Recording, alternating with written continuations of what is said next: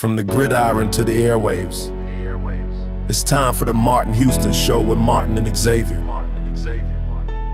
Martin is a national championship fullback from the 1992 Alabama Crimson Tide. Known for his bruising runs and devastating blocks now, he's bulldozing through sports talk with that same championship intensity. Joining him is his son, Xavier, a savant of football knowledge and statistical insight. He's your go-to source for the latest recruiting news and insider updates from across the Bama Nation. Together, they deliver fair and balanced analysis from an insider's perspective, with real conversations where the callers, the listeners, and the online maniacs get in on the action by sharing their thoughts, their comment, and their reaction. Join our online maniacs at facebook.com/The Martin Houston Show. You're listening to Tide 100.9 and 1230 WTBC. It's time for kickoff, so buckle up and get ready, cause this is the sound of Bama sports. The Martin Houston Show with Martin and Xavier is live. Roll Tide, roll!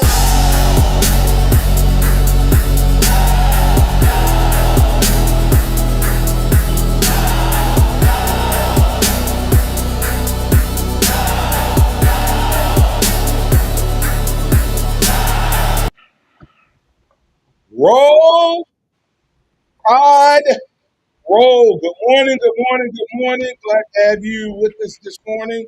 We're live, open, ready to get things rolling right here in your home. For Alabama Sports, Tide 100.9 and 1230 AM WTBC. We're glad that you're up and at 'em with us. We're glad to have you as a part of the program. Maniacs, jump in on the conversation. Let us hear from you. As you can see, we got Coach DeBoer piped up this morning, ready to get him in on the conversation. And so we're going to get some thoughts, comments, and reactions from him. But we want your thoughts, comments, and reactions to what he had to say. He had a lot. I mean, some of the things that jumped out at me was the self-scouting, what he said about Ryan Williams, what he said about the quarterbacks, what he talked about. He had like 3 questions in a row that kind of focused around the offensive line and their position and the coaching staff. He talked about the freshmen. Of course, glad to hear Dre Kirkpatrick is back in the fold. He even talked about one of the positions we named in the Houston Power Rankings as a major concern, which was the inside linebacker position. He talked about Del Gotti. Secret's out, right, Sim? Yeah, it feels like it. Secret's out. So we'll break down all of those conversations this morning. Remember that this is a day that the Lord has made, so let's rejoice and be glad in it. Take some time today to notice someone, love someone, serve someone, be the difference you want to see in the world today. All right, guys. Good morning. Good morning. Good morning. Good morning. All right. Kind of tell me where y'all want to go, and we'll go from there. Let's go ahead and kick off with Coach DeBoer. Yeah. Well, what from Coach DeBoer? I mean, Coach DeBoer had a 20-minute presser. Okay, let's start off with the quarterbacks from Coach DeBoer. All right, let's see. Quarterback conversation. Let's see what he had to say about it. Yeah, he did have some interesting thoughts there in terms of the quarterback. So let's see what Coach DeBoer had to say about the quarterback room. Maniacs, y'all respond, guys. Of course, y'all know y'all will get y'all's thoughts and comments in. Here's Coach DeBoer talking about the quarterback. That they've had a number of reps, from the last year under their belt. This is how to tell if your olive oil is fake. Hold on. Playing with confidence, calling the play in the huddle with confidence. Both of them, light years of where they were at a year ago, obviously, and they should be. Love, the talent level as far as that's concerned is not a question. It's just a matter of them building the rapport with their skill around them, making the throws when they're there, feeling the timing and trust.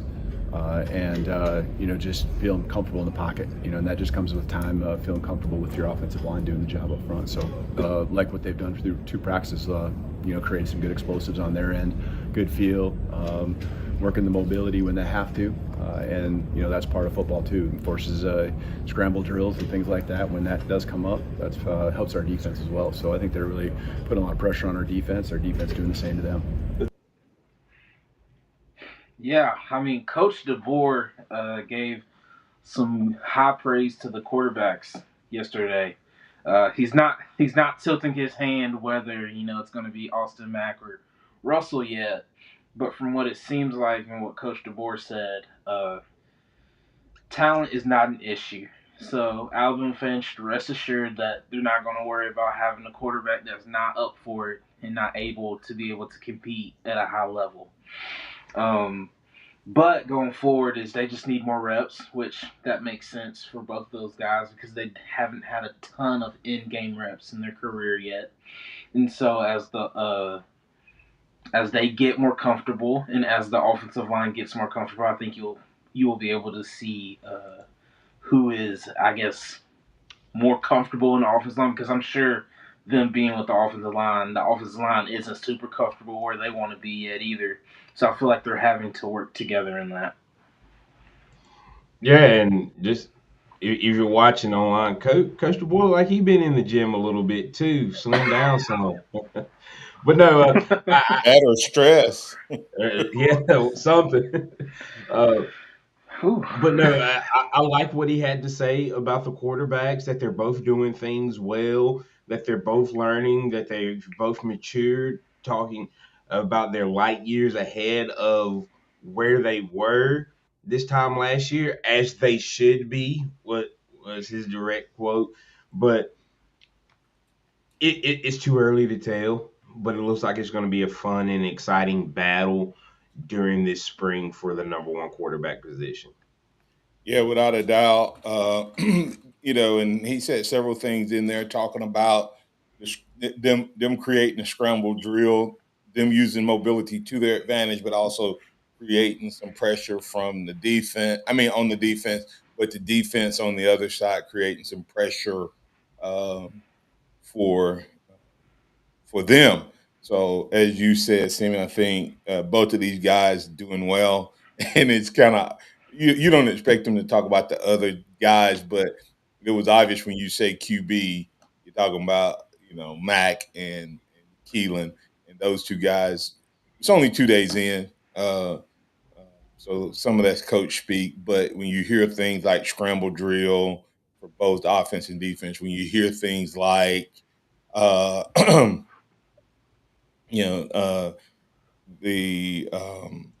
fact that they're learning and making play calls, that's good. And he said they're trying to get comfortable with that offensive line. So that tells you there's been a couple times that they probably took off just because it looked like, and even though they're not in full pads yet, you can still see guys coming loose and pick up on how guys are going to respond to pressure. So.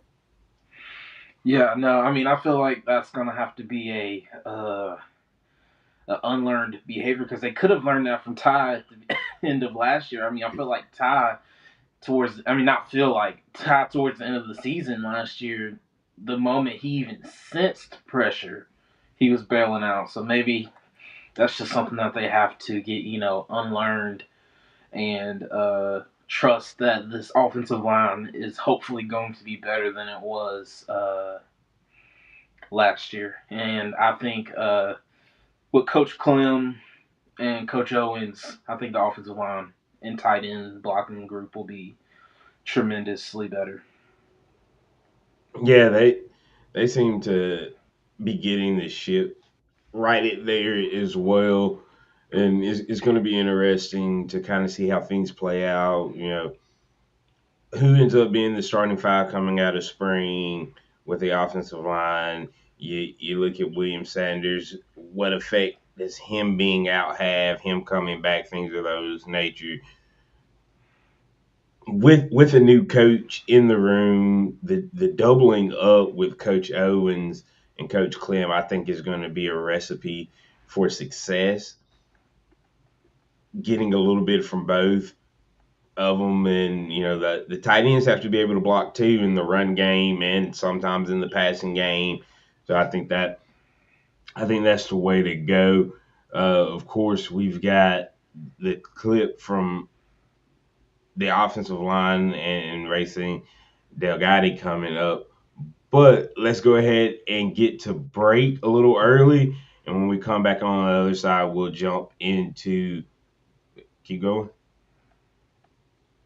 Well, go ahead and jump into the Racing Delgado clip for the offensive line and hear what Coach DeBoer has to say about him. Yeah, he's come in, really built himself up. I think the strength and conditioning program was a big part that he was excited about. He took advantage of that. The last few weeks, you could really see him take some strides there with his strength numbers. And I think that's, probably giving him confidence when he steps on the football field. And again, we haven't even put pads on, and, it's hard to evaluate that right now. But him going out there and making the calls and getting things started, that's what a center's got to do, and he's done a good job so far. Coach, with it being so early in spring practice, what are you looking for? Yeah, when you hear that about Racing coming in, from one AA Division II Cal Poly,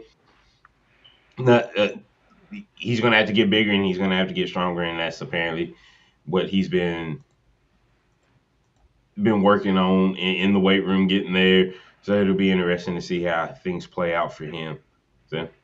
Yeah, no, that's exciting to see that, like, he's in the weight room and excited to be in the weight room. And even he knows that that's a need for him and that he's been doing it, and it's been apparent from the coaches. I think that sounds like, especially with Will Sanders being out, that he might be locking up that starting center position.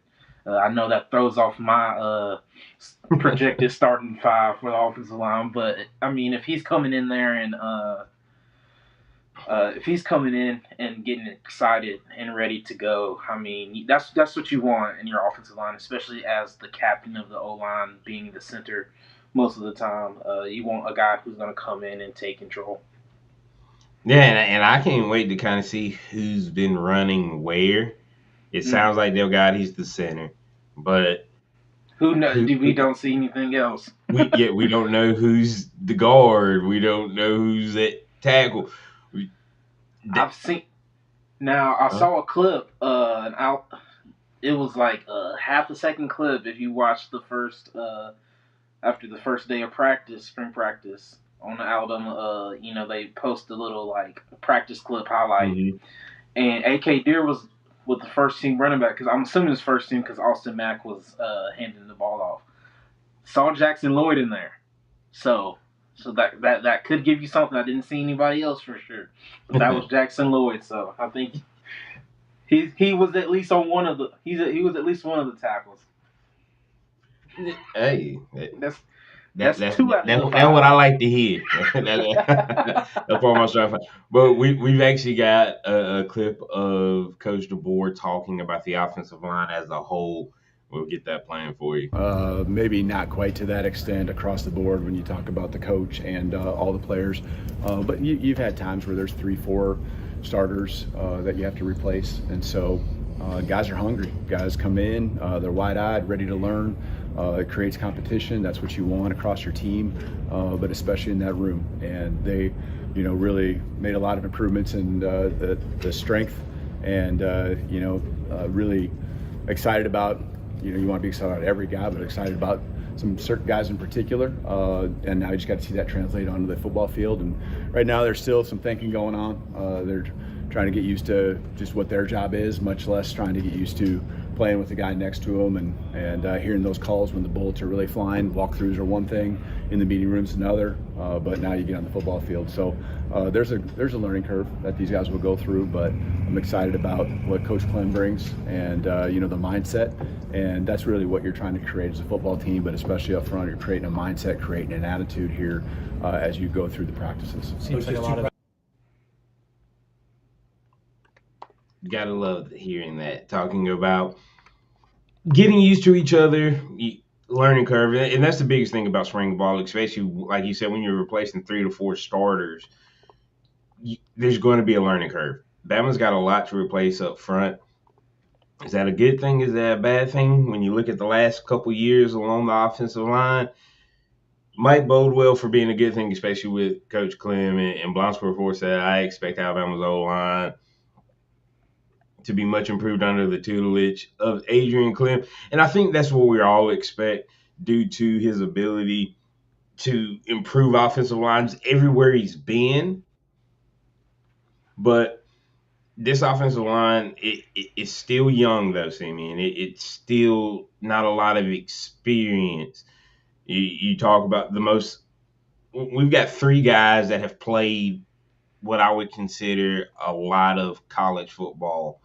Delgatti, Jalen James, and Ethan Fields. But there's a lot of versatility within this offensive line as well. I think we have several guys that can play multiple spots, which could give you multiple opportunities to get your best 5 on the field. We talked Delgatti. I think he can play any of the inside spots. William Sanders, any of the inside spots. Michael Carroll's a guy that can play inside or out at tackle. Is that what Alabama ends up doing throughout the spring, just kind of rotating to get a feel of who the best 5 would be? Or do you expect there to be a little more, okay, hey, this is where we're going to go out of the spring? I think with the offensive line being so young and everything, I think you're going to have to play around with the spots just to see what is best for the team. I think you don't want I think you want to get all of the platoon swaps and all that stuff out in the spring, so you don't have to worry about it in the spring and summer. So you don't have to worry about it in the fall. I mean, who wants to experience another season of not having any consistency with the offensive line? Now, with the versatility, based off of the versatility, what you just said, I think that's a really good sign for this offensive line because one, like you said earlier, you were able to play a bunch of different guys in a bunch of different spots that allows you to one mix and match to see who is best. Rayson Delgatti might be a good center, but he might not be. But he might be better at guard, and Will Sanders might be better at center, or Carroll might be better at. He's good at tackle, obviously, but he might be better at guard. And maybe Lloyd is too good to be off the field, so you have to put him at right tackle. And so I'm glad that this team has a bunch of different pieces that they can fit to make sure they have the best starting 5. I don't think they had that last year. A lot of those guys have versatility too. Are you looking for them to kind of at one spot, like depending on the guy, or are you looking at them at multiple spots, kind of mixing and matching? What's kind of the plan there? Yeah, you're going to try to keep them homed in on one spot. You're right, there is some versatility with a number of guys. That's nice, but you also don't want to get fallen into the trap where you're moving guys around, and now that continuity, that familiarity that I'm talking about. Meet EM Sense, a breakthrough in foot therapy that wraps around your foot and ankle like a therapeutic. It's something that you don't see, and now you're not making the strides you want. So try to get guys in spots. Try to keep it consistent here. We'll see as the weeks go on, and some of it's determined by health. We're in a good spot right now, but some of it's determined as you go through spring practices, just like in the fall. So, like where we're at, kind of got a couple lineups with guys playing spots that they can kind of get a rhythm, be comfortable playing next to each other with. Coach, you mentioned. That's why I'm not a coach. Exactly. No, but that makes so much sense. That's great. That Coach DeBoer wants to keep these guys honed in on one position. Makes sense. That you don't want to ruin the continuity because I feel like that's what happened last year. No, but the question is now. Go ahead. Where? Okay, you want these guys learning one spot, but where is that spot? Is Michael Carroll at right tackle? Is Michael Carroll at right guard? You see what I'm saying? Yeah, Okay, so that still doesn't necessarily change anything if necessarily. Carroll's at guard, is Ty Haywood or Javen James or Jackson Lloyd your right tackle? Or, if he's at guard, if he's at guard, is Ethan Fields your left guard? You see, there's still questions about where Where? Yeah. each guy is, even if they themselves aren't going to be at a bunch of different positions. We still don't know where which guy is in the grand scheme of things. Yeah, I mean, I think you're just out here. They're just out here trying to figure it out, just like everybody else is. I think, of course, that's what you want, and I think the continuity piece of it was a problem last year. I mean, there was so many different. There was no consistency on that offensive line, so there was no continuity at all whatsoever. And I think, which is funny that he said that because he allowed that to go on last year. Mhm. And so I don't know if that's something that is really a new revelation to him because all of last year there was no continuity. Um, so who knows? Hopefully it's one thing is health for sure, but hopefully they're able to get a starting five and maybe a six man to rotate him. Yeah, I thought it was interesting that he said that this year they're going to try to create consistency. So, does that mean that I guess that could bring up several questions. One being whether or not last year Coach Cap didn't have the ability to assess who was best where. That's a possibility, right? Right. And Clem came in or Coach Clem came in and said, "Okay, here's the deal. We need to put guys somewhere so that they can become." Because he did mention without thinking, right? In one of the other clips, he was like, "Guys are getting reps and not having to think so much." I think that's when he talked about the freshmen, um, and we'll get to that clip in a little bit. But and so to me, I guess the question becomes: Did we have guys a step slow because For they sure.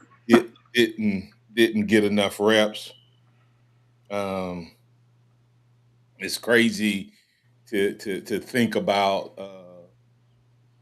that this year you're going to come in and kind of lock in, right? Because Yeah. when I heard you guys talking as I was working something off air, I was like, I just hate that you guys are saying that. But anyway, the Well, versatility. we're just saying it based off of what we've seen. It's not like he has been consistent in the offensive line. I mean, we watched all of last year him play 8 different guys, and so All we're just year. like, yeah. So we're like, okay, well maybe he's gonna do that again. I don't. I personally didn't want him to do that, but I mean, if he's gonna stick to a starting five and maybe one more, that's. I mean, I think that's better for everybody. Yep. And No, and I think and I also think go ahead, Xavier.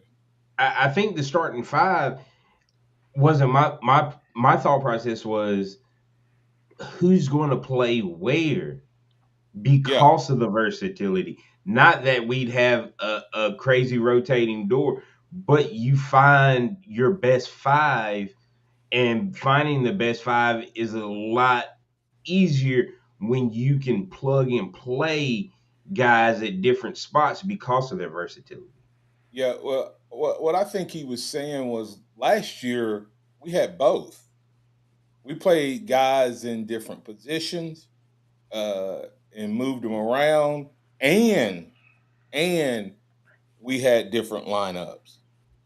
I think what he's saying right now is this spring he is going to lock them into their position. I don't think he's going to lock in the starting five per se. I think it's like this guy's a guard. That's why it's possible that we could see Carroll at a guard. I haven't seen it yet. Viewing period is tomorrow, but I think there's a real possibility that you lock guys in right to a position, And it seems like Delgado has that center position based on the conversation. So, hey, let's go ahead, guys. If you guys don't have any other thoughts or comments on the O-line, we'll take a break here. We will get, since we were talking about O-line, coming back on the other side, we'll get some of that coaching assessment, that what he had to say, because that kind of followed after that question. And I think he's feeling really, really good about the coaches he has. He paid respect to the prior guys, but I think he feels really good about what he has, in his cupboard. So we'll break that down. We'll talk about Ryan Williams. We'll talk about inside linebackers, culture. Mine is self-scouting. His response to self-scouting tells me that they have looked at what we have complained about all offseason. So y'all guys tell me where you want to go on the other side. You listen to the Martin Houston Show with Xavier, Simeon, and Martin. We'll be back on the other side. Tide 100.9 traffic. Tuscaloosa traffic now from the Townsend Nissan Traffic Center, getting off to a nice and quiet start on your hump day Wednesday. 2059 wide open between Joe Malisham and 359. Coming up to the intersection of Lurleen Wallace and 69, you're all good to go right there at McFarland. And 43 southbound onto McFarland, not bad at all. We move quite nicely as you travel on 15th Street here. It is all wide open as well between McFarland and Lurleen Wallace. With your Tuscaloosa traffic now, I'm Tammy Thomas. This report is sponsored by Discover. At Townsend Nissan, we bring the value. Drive the 2026 Sentra for just $279 a month, one of the lowest payments in Alabama. And the Rogue and Pathfinder both come with 0% APR and a $5,000 off. Every new Nissan includes our lifetime powertrain warranty and 3 years of free oil changes when you mention Steve and DC. Townsend Nissan, your family in the car. That we Guess what? Discover's accepted at 99% of places that take credit cards nationwide. You heard right, 99%. If you don't think so, maybe it's time to face facts. You're stuck in the past. Based on the February 2024 Nielsen report, learn more at discover.com/credit card. It's a crime to pay more than one dime down. So get to Tuscaloosa Chrysler Dodge Jeep Ram. Plus, they have acres of certified pre-owned. TuscaloosaCDJR.com. This is a special alert to all Americans who own a vehicle with less than 200,000 miles with an auto warranty about to expire or with no warranty coverage at all. Due to a decline in the economy, CarShield is announcing a low-cost month-to-month vehicle protection plan that is now available to the public to save any driver out-of-pocket expenses on future auto repairs. Call now to find out how you can pay almost nothing for covered auto repairs. Yes, you heard that correctly. Pay almost nothing for covered auto repairs. An open phone line has been established for all drivers to call for a free quick quote. Call 800-923-6829 now. Drivers who are covered will not have to pay for covered repairs again. This protection plan is at an all-time low. Additionally, drivers who activate this vehicle protection today will also receive free roadside assistance, free towing, and car rental options at no additional cost. Call us for your free quick quote today. 800-923-6829. That's 800-923-6829. What do you have to lose? Call 800-923-6829. Again, 800-923-6829. It's the grand reopening of the all-new Tuscaloosa Mazda. Get the grand reopening price. Plus, make no payments till spring. TuscaloosaMazda.com. Weather brought to you by Tidwell Chiropractic, the only third-generation chiropractor with over 28 years experience in Tuscaloosa. Call Tidwell Chiropractic at 752-7503. Tide 100.9 Tuscaloosa weather. Partially sunny, warm, and breezy today, the high 81. For tonight, thunderstorms move in. Those storms could be strong to severe. The weather turning colder after midnight, the low 46. Tomorrow, cool and breezy with rain ending early in the day, the high 60. I'm James Spann with the Alabama Weather Network on Tide 100.9. It's 70 degrees in Tuscaloosa. Interact with the Martin Houston Show by calling us at 205-342-9904 or tuning into the Martin Houston Show on Facebook. Welcome back into the Martin Houston Show with Martin, Xavier, and Simeon. I want to apologize and welcome to those of you who listen to the radio airways. Some things going on the studio side of things. We've been broadcasting for the last 30 minutes over on the live stream, and we'll apologize to you guys. So if you missed the first part of the show, we broke down Coach DeBoer and what he had to say about the QBs. We broke down all of the new offensive linemen coming in and whether he's going to break down versatility versus locked in. Lots of conversation that we're listening to there. So we welcome you into the program, and once again apologize for that. That if you listen via the airways, once again, you can always catch up on what you missed by going to the other side of the conversation. All right, did we hear from the coaching assessment? Did we hit that on the other side? No. Mm-mm. Oh, We're saving it for this side.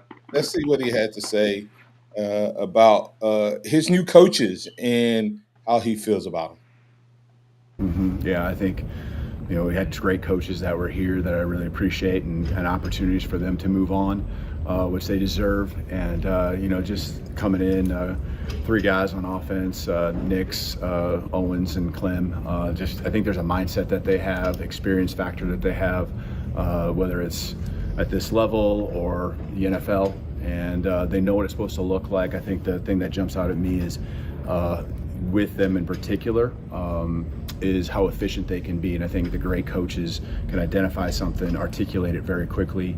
It makes sense to the player, not putting too much in their head, so they can play fast. But you're coaching, and that's your job. And so the players are supposed to compete and grind and refine what they're doing. They're taking it all in because they do see the expertise that these coaches have.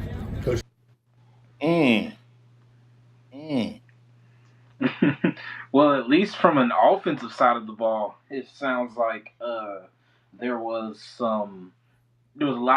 too much information, not enough stuff being applied for these players, so they weren't able to play fast.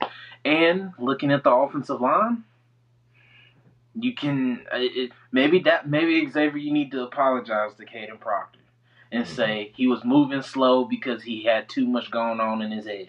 Maybe that's why he was moving slow. Maybe that's why they were having 17 false steps before they took a first step. Maybe. Now the false step I'm going to lock in with you, but X, you go first. I'll give you the false step. I don't know if I can give you anything else. I think weight caused a little bit of the stiffness. Oh, I'm not gonna lie. Yeah, probably. And the way I look at it is, I think some of the false steps, and you guys saw some of the film we broke down where they would go sideways 3 steps and never go get the guy while the defender was rushing up the field. They were going left to right. So even when they did contact the player, they had no power base. They had no leverage. They were sideways and getting pushed back and all that. Simeon, if that guy's on your outside and you got him and he runs straight up the field, move. I'm just saying that on prop. But anyway. Yeah. Gotta do something. But I do think that he's saying some things there that may also have to do with other positions. Yeah. Because he didn't just say offensive line. He said all 3, and he said expertise, and it's not that the coaches you had better. I think he's just saying we upgraded. I mean, that's what it sounds like. And the upgrade could be the fact that your tight end coach is now your quarterback coach, and he may be a better quarterback coach. Right. He may have those guys playing quicker. The O-line, absolutely teaching those guys and letting them play. The worst thing you can do is have a power. I think this is the way I sometimes, and I think I use this illustration in church. It's kind of funny, but the govern on a car, you can have a fast NASCAR style motor with great power, great horsepower, great acceleration, and then put a govern on it that limits its ability and capacity. And I believe that part of that coaching that we were talking about, maybe that's what he felt based on what he just described. Your thoughts? Right. Yeah, based off of what he said, it it's taking the governor off, as you're stating. It is letting these guys play fast and free, and not be so much in their head. So what's the old saying? Fast is slow is smooth, smooth is fast. I can't remember exactly what it is, but we had to chat GPT that one. yeah, I get where you're going, but I don't know the exact. Absolutely, yeah. Slow is smooth, smooth is fast, I think is the correct way you say it. And that's what this offensive line, I think, and team is going to do. They're going to work on getting it smooth before they go fast, which I don't think either one of those things happened throughout the course of last year. Yeah, and here's a question. I'm gonna throw this monkey wrench in there. I don't think he was throwing shade on the coaches. I think he was complimenting his new coaches. Okay, right. So in no way do I think I don't think he was doing. However, there was another clip that it and it's yet to be tested, but he was asked kind of about culture. And he seems to insinuate that their style of coaching is a lot more demanding than what we've seen manifested on the field, right? So what's been demanded on the field is a lot tougher, and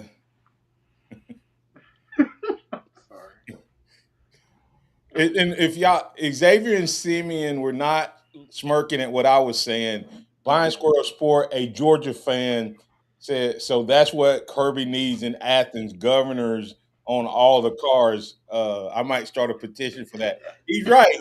That's a sidebar, but he's right. I just wanted to make sure that anybody watching the video, listening, clipping, they don't think that you guys were smirking at what I was talking about the not at all. Listen to what he said and respond. Was he throwing shade at the guys who left? Maybe was his mouthpiece. Just maybe. It really doesn't change. I feel like our culture, and a year ago, there was a window, and we were able to retain everyone. We coach our guys hard. I mean, that's what you have to be, and the guys will weed themselves out if it's something that they just don't want to be a part of, and that's meant to be if that's the case. And so we want the guys that want to be here, want to be coached up. The coach's job is to teach, critique, and demand. And we're going to demand excellence, the greatness out of them every single day. And so these guys. They're going to get coached hard. They want it. The portal window, it probably, if anything, gives you an ease of mind that this is your football team for the most part, whether it's guys leaving or guys coming. And, we get to work as a team to build what we want to become, and this is the time that you do that. All right.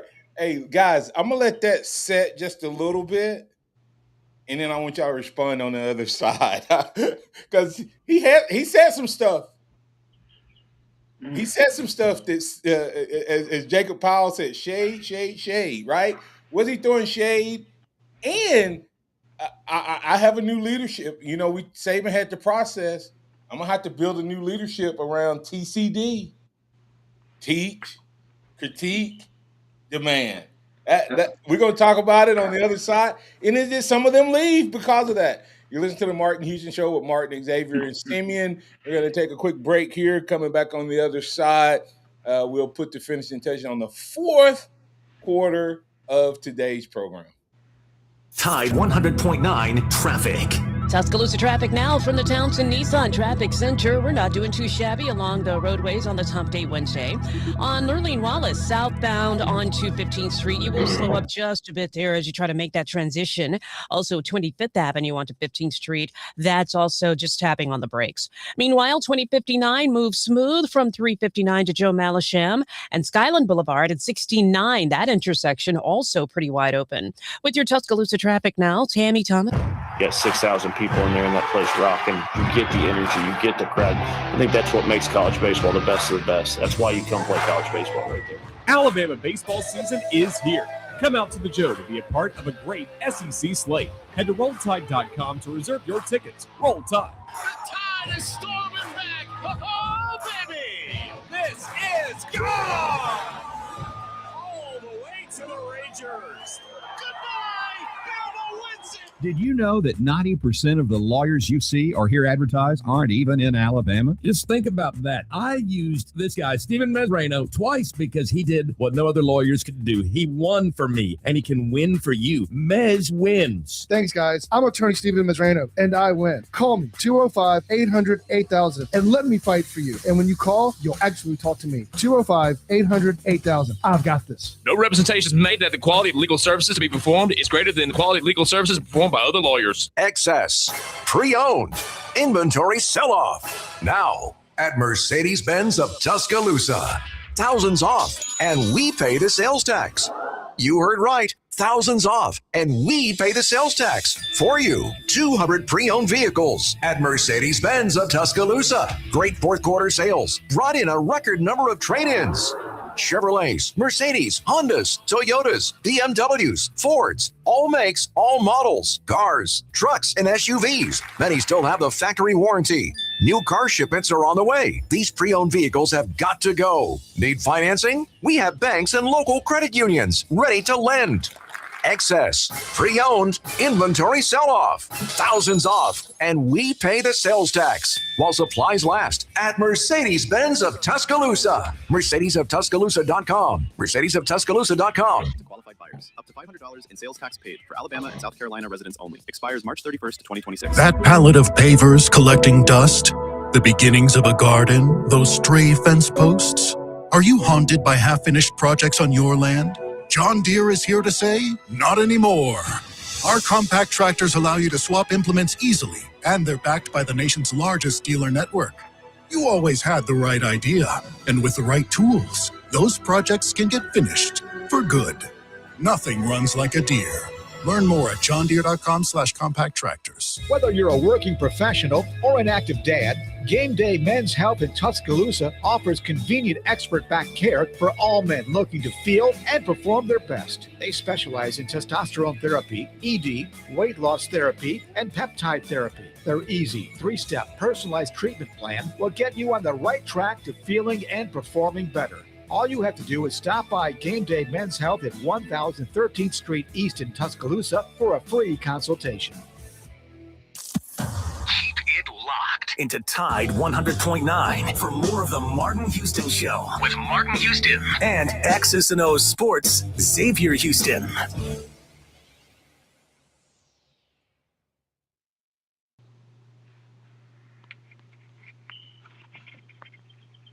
Welcome back into the Martin Houston Show with Martin, Xavier, and Simeon. We're going to listen to a little bit of that audio we had as we went to break there. Y'all want to hear that one more time? Y'all want to hear it one more time? Yeah, let's see what he had to say. Doesn't change. I feel like our culture, and a year ago, there was a window, and we were able to retain everyone. We coached our guys hard. I mean, that's what you have to be. And, the guys will weed themselves out if it's something that they just don't want to be a part of. And that's meant to be, if that's the case. And so we want the guys that want to be here, want to be coached up. The coach's job is to teach, critique, and demand, and we're going to demand excellence, the greatness out of them every single day. And so, these guys, they're going to get coached hard. They want it. The portal window, it probably, if anything, gives you an ease of mind that this is your football team for the most part, whether it's guys leaving or guys coming. And, we get to work as a team to build what we want to become, and this is the time that you do that. I mean, I just love that there's a standard. Again, it feels like, I don't know if he was ever that intent in the past 2 years on having that standard of demanding excellence from his players and from his coaches. So, I mean, you can say it's shade or it's him just saying, I'm not allowing what happened before to continue. Teach, critique, demand. We're going to teach you what you need to know. We're going to critique you so that you get better, and not just critique you to get better. We're going to demand that you get better, and produce. So I love that motto, and I think the way that it moves forward will determine on how this team performs. Now, the coaches have to live up to that standard of the teaching, critiquing, and demanding from the players, and then they have to go out and perform it. Two things. I was listening to Saban on just one of his clips. You know, a lot of business people clip Saban speeches, and one of the things that talked about, he said, if you avoid conflict, you lose respect. The person who you should be correcting or critiquing and demanding. Say if you say something and then you teach something, you don't critique it, and then you don't demand it after you critique it, then you lose respect, especially if you avoid critiquing it and avoid demanding it. So his whole concept was, excuse me, if you don't demand or correct or confront and have hard conversations, whatever you tolerate becomes your values. Standard. And I have a teaching on that called Absolutely Essential. And the whole concept behind that is everybody always wants to talk about mission and vision and core values. The reality of it is your organization is built by the behaviors that are absolutely essential for your success and that you demand. If you don't demand them, you can talk about them. You can put them on a board. You can say we're going to be intense. You can say we're going to be physical. You can say we're going to be accountable. You can say all those things. But if you don't have behaviors that describe that, what he looks like, when I say I want intensity, I say I want a guy who hits the other guy in the mouth and make him want to quit. That's how you describe intensity. That's how you describe physicality. So, it sounds like, but here's the question I have for you guys based on something else he said. Has he been able to do that and have other coaches not been able to do that? Is that part of the reason Georgia has fallen off? Because because of the portal window, between now and December, your team is your team. So maybe you couldn't demand, maybe you wanted to, maybe he's been pitching because what? He said in that clip, what did he say at the end? The good thing about the portal window is this team is your team. And you know that. So now when you teach, critique, and demand, where they going to go? And that's what coaches have always had. Yeah. That's what Saban had. Saban would have lost guys after spring every year if they could have been coached by someone else. So has that one single portal window maybe helped the coaches who are good at teaching, critiquing, and demanding be better, guys? I mean, I I definitely think think so. so. I think so. Xavier, you can go. Yeah, I think it does because you don't have to worry about walking on eggshells. Because guess what, buddy? You're gonna be here to January. You ain't got nowhere else to go. You know, you can quit if you want to, but that doesn't mean you have a home because that's what the double portal windows allow.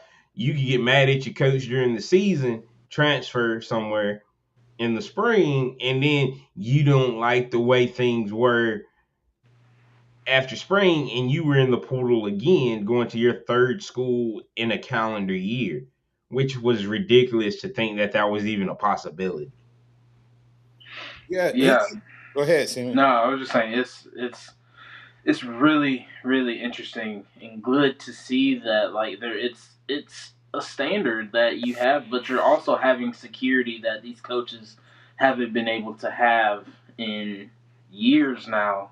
Because like Coach DeBoer coming up was, I'm sure he was big on culture coming from a small school and building his way up to Washington and now Alabama.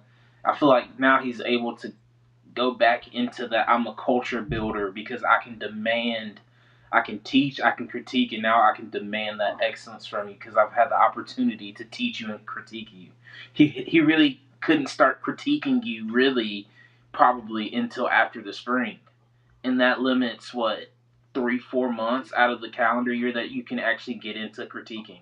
Yeah, like he couldn't push. You can't. Like I said, uh, if I do this in the NFL, if I teach critique and demand in the NFL, what happens?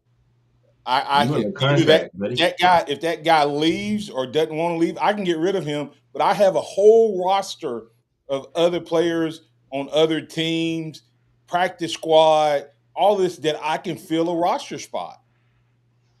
Here, you don't. The guy can leave whenever he wants, and you have no power to slow him down or change. And you have nowhere else you can go get guys, guaranteed, really, in that sense. But to me, I love the fact that he said, if you don't want to be coached hard and they don't want to be here, then they can leave. Uh, and I think Q Dixon kind of said it. He said, this is Q Dixon's statement. He said, this is the first interview I've heard DeBoer give where it was not all this coach speech. He realizes now that all this positivity talk all the time gets you nowhere.